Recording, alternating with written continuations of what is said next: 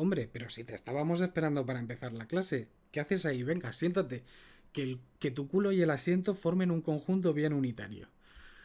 Vamos al lío. Bueno, pues nosotros ya hemos terminado. Ya hemos terminado de momento con todo el apartado de conceptualizar conjuntos.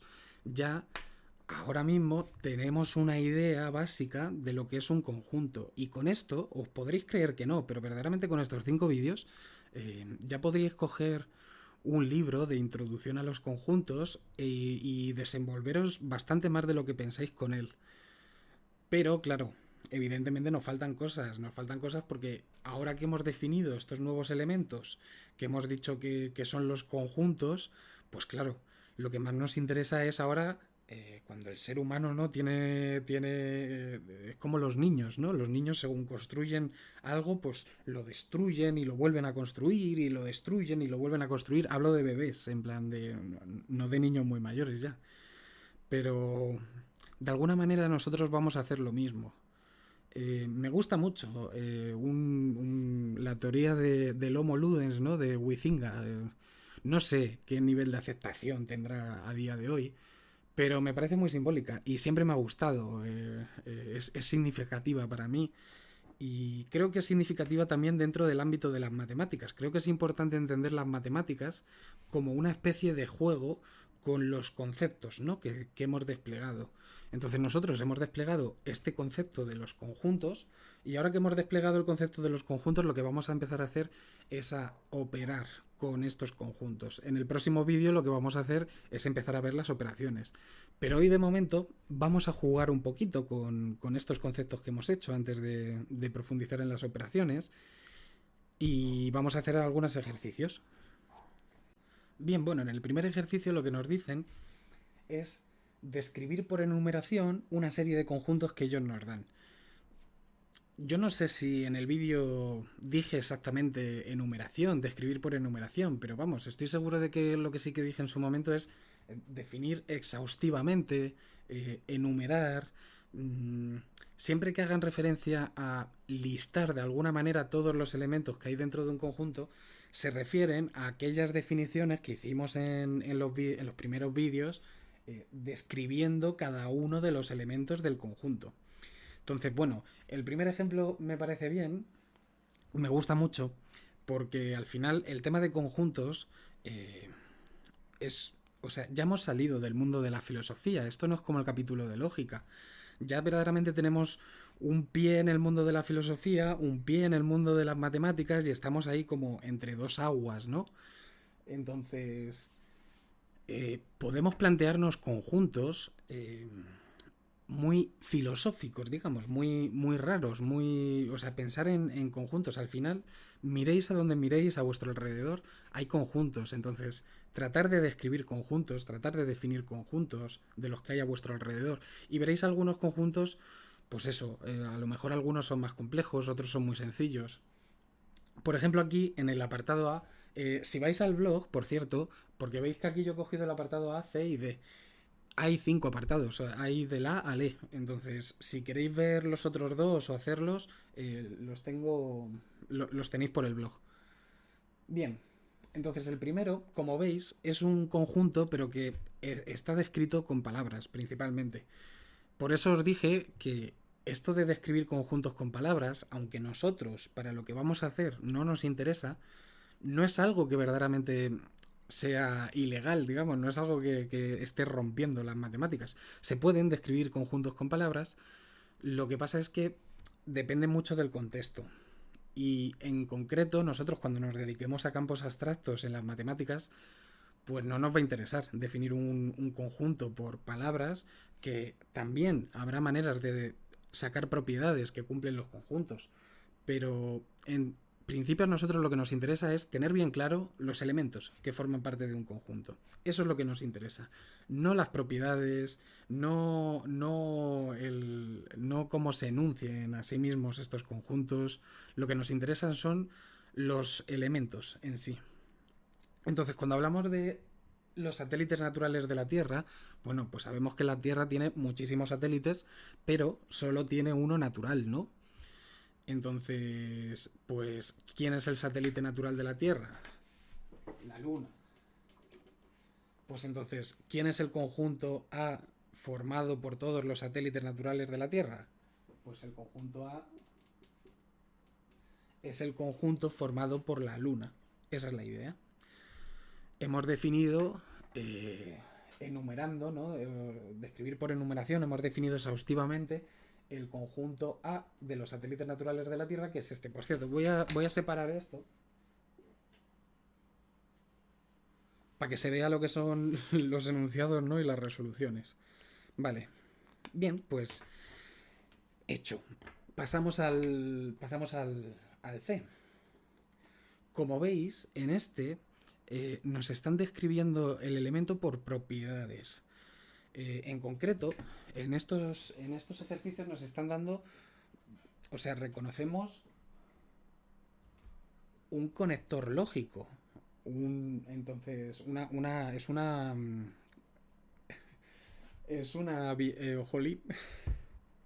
es una conjunción.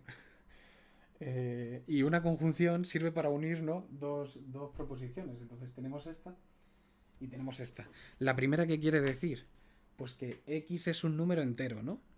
Yo ya he puesto alguna vez el simbolito de los números naturales. No sé si alguna vez había puesto el de los números enteros, pero bueno, lo conocemos, yo creo. Estos son los números enteros. El 0, el 1, el 2, el 3 y los negativos, ¿no? El -1, el -2, el -3. Entonces queremos los números enteros que están entre el 3 y el 8, ambos incluidos. Bueno, pues, ¿quiénes son los números enteros y que están entre el 3 y el 8? Pues vamos a ir contando. Estaría el 3, ¿no? En el 3 es donde empezamos. Y a partir de ahí, pues, ¿el 4 está? Sí. El 5, el 6, el 7, el 8, el 9 está. Pues oye, es que el 9 ya es mayor que el 8. Entonces este no cumple esa propiedad. Los elementos que sí que cumplen estas propiedades están enumerados en ese conjunto. Ese es el conjunto de los números enteros formados y que están entre el 3 y el 8, vaya. Y lo mismo ocurre con el apartado D, ¿no? El apartado D al final nos están definiendo pues un conjunto mediante otras dos propiedades. Nos están dando esta propiedad y esta otra propiedad. De nuevo, que x sea un número entero, eso no es algo que nos llame mucho la atención. Ahora, aquí nos están dando una propiedad como una ecuación. Entonces, ¿qué está transmitiendo esa propiedad? Pues para ello tendríamos que resolver esa ecuación. Tendríamos que ver quiénes son los x que cumplen esa condición. O sea, al final las ecuaciones son condiciones que tienen que cumplir algunos elementos. Entonces, esto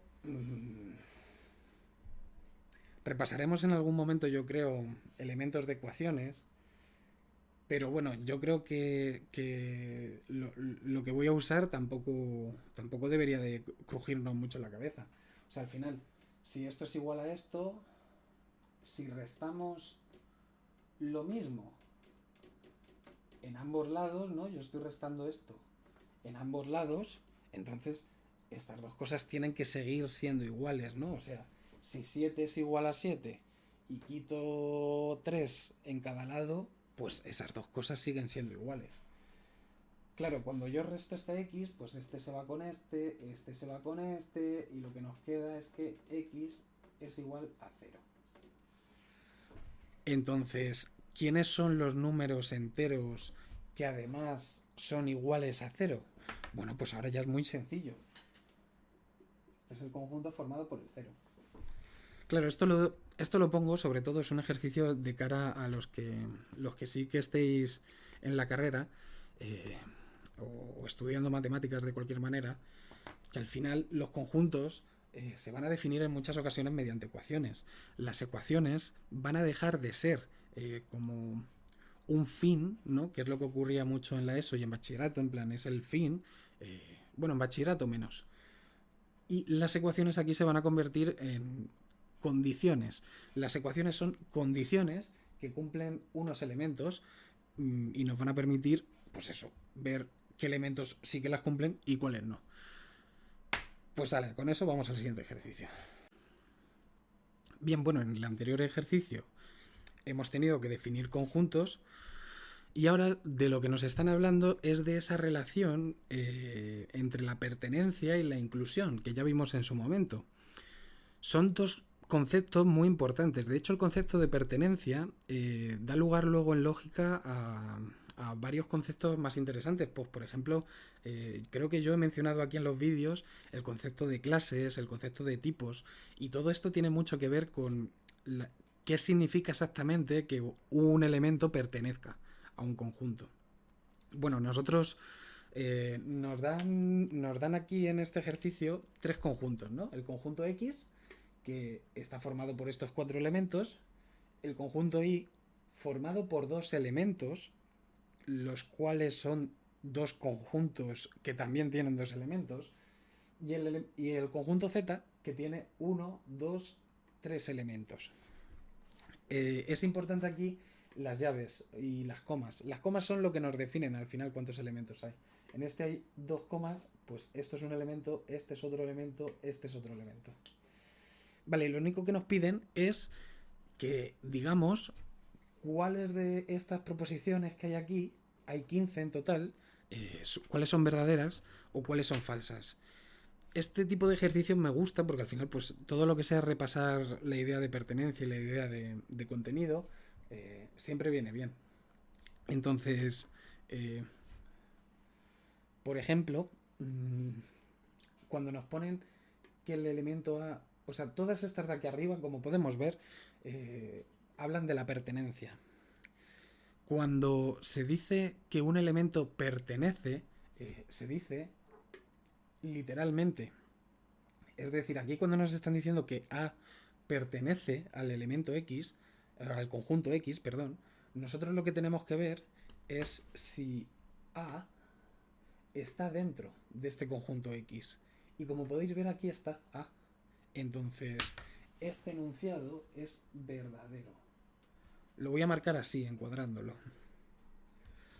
Bien, pero fijaos en el siguiente caso. El siguiente caso lo que nos dice es, y aquí es donde tenemos que tener cuidado con la pertenencia, el conjunto unitario formado por el elemento A pertenece a X. Entonces nos volvemos a fijar y el conjunto unitario formado por A está aquí. No, y aquí es donde hay que tener cuidado. Esto es el elemento A, no el conjunto unitario formado por el A. Entonces, esa segunda proposición sería falsa. Bien, pues lo mismo haríamos con este tercer apartado y tendríamos que buscar si todo este conjunto CD está dentro de X. Se puede ver que C y D están dentro de X, pero que no hay ningún conjunto con dos elementos dentro de X. Entonces este tampoco sería cierto.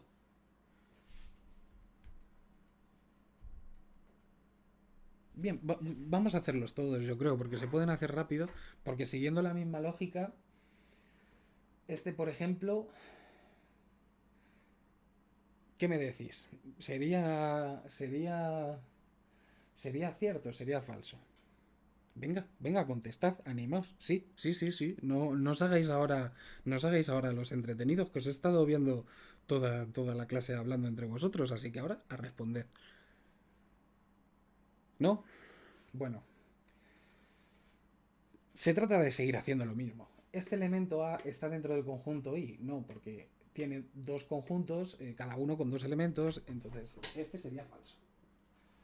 Este, si os fijáis, también es falso, porque el elemento, o sea, el conjunto unitario formado por el elemento A no forma parte del conjunto Y, así que no podemos olvidar de él. Y aquí es donde viene un poco más lo interesante, y es que este conjunto formado por el C y el D, fijaos que aparece aquí, literalmente, o sea, de los dos elementos que tiene Y, uno es el conjunto formado por el C y el D, o sea que esta sí que es verdad. Y en el último caso, pues se puede observar rápido que esta es falsa, que esta es falsa y que esta es verdadera. Os lo dejo a vosotros un poco para que discurráis todo ese último bloque.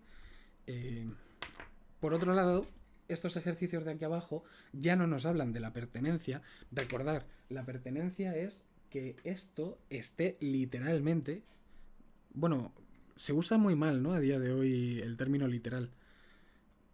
Eh, Podríamos decir textualmente, ¿no? En plan, que aparezca textualmente el A aquí. Bueno, eh, vamos a por el 10. Cuando estamos hablando de inclusión, cuando decimos que un elemento o que esto de aquí, que un conjunto está incluido en otro conjunto, la cosa cambiaba. Porque para que algo esté incluido, lo que nos interesa, estamos hablando de los contenidos, ¿no? De cada conjunto. O sea, para que un conjunto esté contenido en otro, el contenido de un conjunto tiene que estar contenido dentro del contenido de otro. Bueno, esto dejarlo de lado, porque a veces con las palabras nos volvemos locos los matemáticos.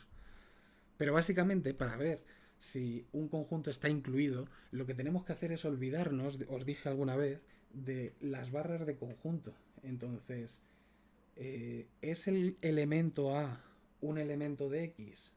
Sí. De hecho, lo tenemos aquí. A es un elemento de X. Y de hecho vimos una proposición que es que si un elemento pertenece a X, entonces el conjunto unitario formado por ese mismo elemento está contenido en X. Entonces esto sí que es verdad. Porque si nos olvidamos de estas llaves, el elemento A pertenece a X.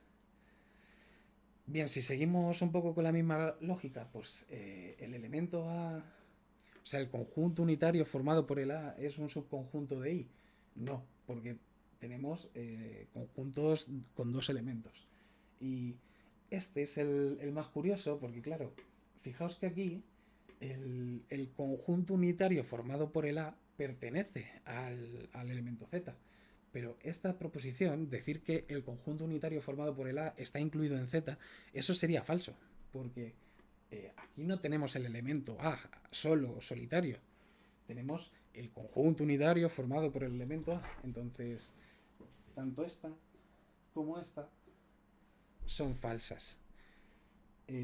Siguiendo un poco la misma lógica de la proposición aquella, si el conjunto unitario formado por el A pertenece a Z, lo que sí que podríamos afirmar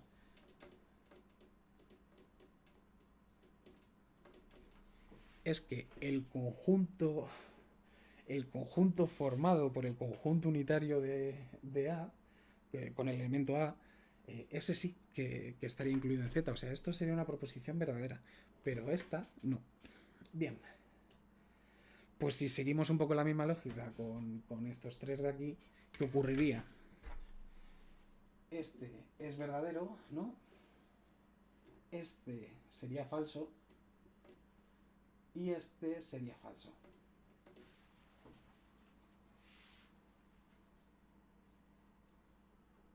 Vale, pues bueno, con eso hemos terminado este ejercicio. Vamos a por el siguiente. Bien, bueno, este ejercicio sí que me parece interesante porque al final el conjunto de las partes es un conjunto muy importante, entonces lo voy a grabar apartado por apartado. Voy a grabar, porque esto tiene 6 apartados, voy a grabar los 6. No sé si subiré todos al vídeo de YouTube, entonces bueno, que no os sorprenda si yo me salto algún apartado. Los tenéis todos en el blog, como ya os he dicho varias veces. Lo que me interesa es ver un poco el proceso de cómo hacemos el conjunto de las partes de algunos conjuntos. Yo os dije que yo lo que recomendaría es tener en cuenta el número de elementos, ¿no? El cardinal de un conjunto, que ya veremos esto del cardinal más detenidamente cuando veamos las operaciones de conjuntos, pero el cardinal es el número de elementos que tiene un conjunto. Entonces, si nos fijamos en este conjunto A, ¿cuántos elementos tiene ese conjunto? Pues evidentemente 3. Tener cuidado aquí porque, claro, si tiene 3 elementos, entonces nosotros lo vamos a hacer en 4 pasos, no en 3. ¿Por qué? Porque, claro, si un conjunto tiene 3 elementos,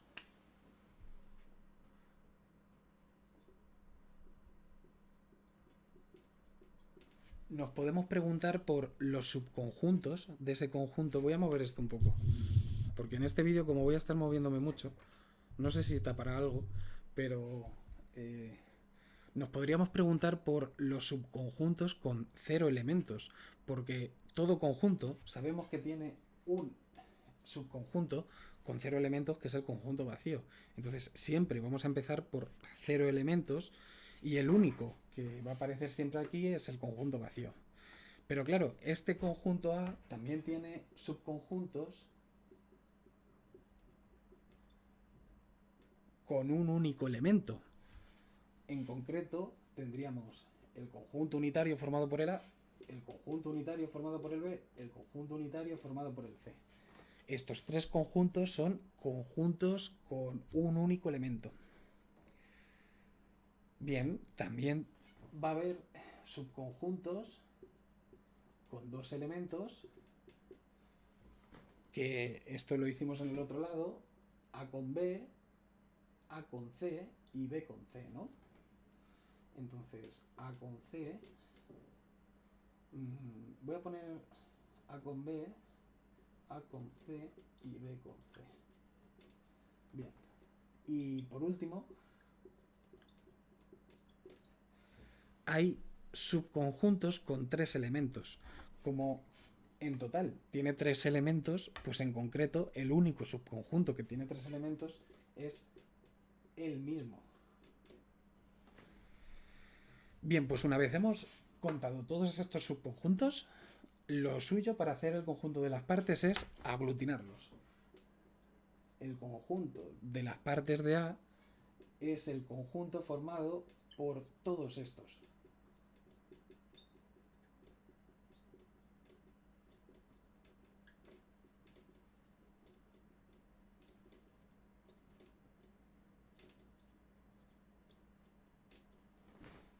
Si os fijáis,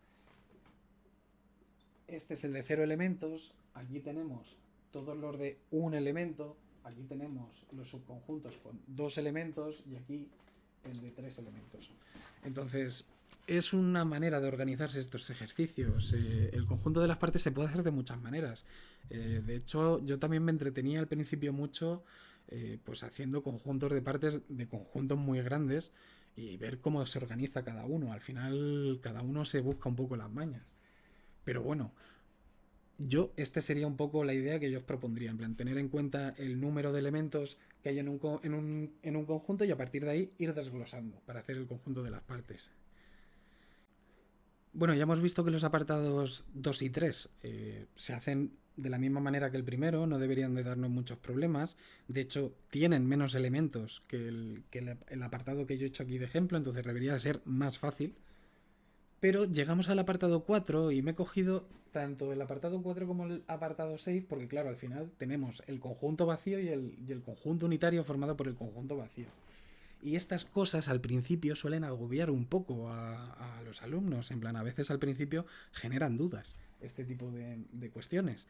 Entonces, fijaos cómo con esta organización un poco que yo os propongo, pues al final esto es sencillo porque el conjunto vacío, ¿cuántos elementos tiene? Cero. Entonces, las partes solo puede tener un conjunto, que es el conjunto vacío, y ya está, y se acabó. Si os fijáis, sin embargo, en F hemos dicho que es un conjunto unitario formado por el conjunto vacío. Es un conjunto unitario, es decir, es un conjunto con un elemento. Esto quiere decir que si hiciésemos otra vez la lista que hemos hecho antes, cuando busquemos los subconjuntos con cero elementos, hay uno que es el conjunto vacío. Y cuando busquemos los subconjuntos con un elemento, hay otro, que es este. Perdón. Que es el conjunto unitario formado por el conjunto vacío. Entonces el conjunto de las partes cambia un poco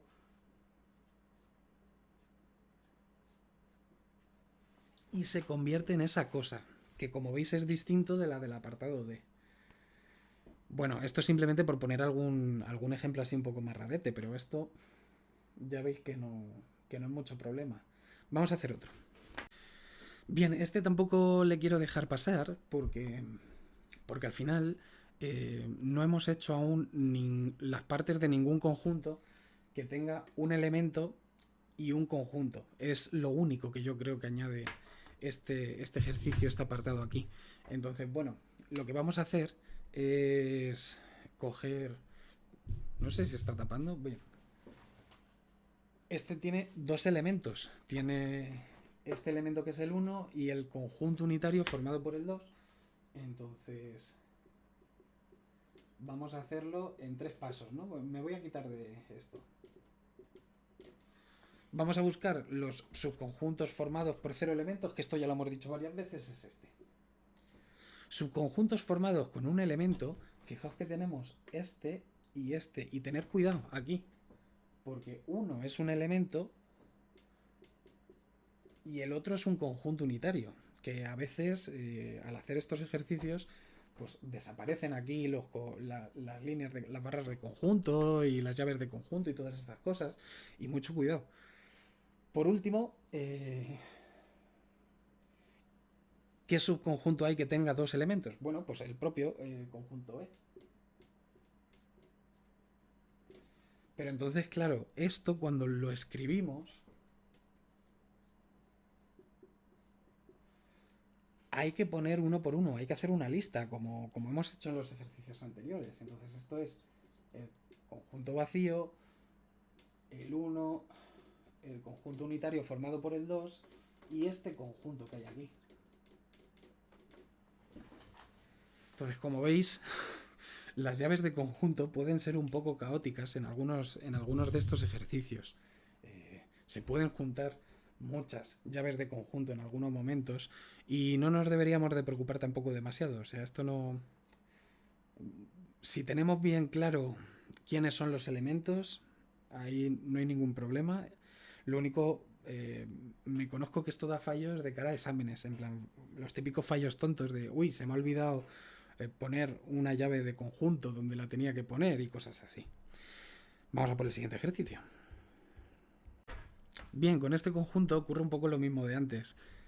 He puesto dos apartados, pero tiene 4, entonces lo podéis echar un vistazo más tranquilamente en el blog. Además, como la idea básica para hacer este ejercicio es conocer bien el conjunto de las partes y cómo hacer el conjunto de las partes, que es lo que acabamos de hacer en el ejercicio anterior, me he tomado la licencia de avanzar esto un poquillo, de darlo ya un poco hecho. La pregunta de este ejercicio, que no la he puesto ahí, es, bueno, nos dan varios conjuntos y nos preguntan si comprobar cuántos elementos tiene cada conjunto y cuántos subconjuntos tiene cada conjunto. Entonces, bueno, esto de el número de elementos de un conjunto es una idea que ya la hemos introducido, hemos hablado de ella, pero nos queda aún por profundizar un poco en estas cosas. Ya os dije que Cantor dejó observado que todo conjunto tiene muchos más subconjuntos que elementos. Pero lo que vamos a dejar visto hoy es esta relación numérica entre el número de elementos y el número de subconjuntos de un conjunto. No lo vamos a demostrar, pero se queda pendiente, o sea, en algún momento sí que quiero demostrarlo. Vale. Por conveniencia, aunque aún no hemos hecho ningún ejercicio de cardinales, vamos a llamar al número de elementos del conjunto A así, poniéndolo entre barritas, como las barras del valor absoluto, pues lo mismo. Esto lo que quiere decir es el número de elementos del conjunto A. Y el número de elementos del conjunto A es 4. Bueno, pues esto ya lo demostraremos.